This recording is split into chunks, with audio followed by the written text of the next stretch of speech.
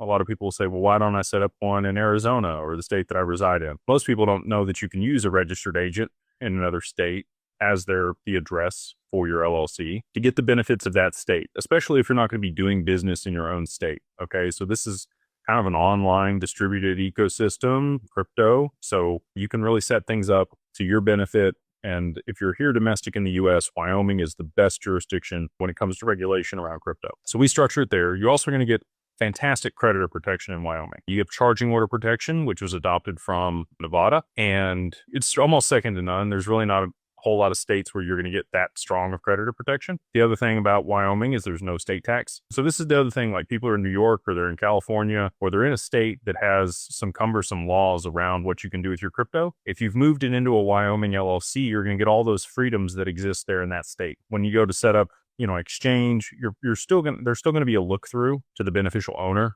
on this stuff. Some exchanges are still going to be kind of wonky. If you live in New York and you have a Wyoming LLC and you give them a New York ID, in that situation, you might get a Palau ID. I've seen a lot of people do that in order to be able to kind of get around that. But the registered agent there in Wyoming is going to provide you anonymity for your address. The other thing that you get in Wyoming that you get in Delaware and South Dakota and Nevada is attorney-client privilege. So the attorney's information, their name, and all of that is going to be on the LLC publicly. So nobody's going to know that you own it. Nobody's going to know your address. If they look it up, they're not going to be able to tell that you're even associated at all with this entity that's been filed in Wyoming. And for a while, we thought that you were going to need to file reciprocity with, states like California or New York.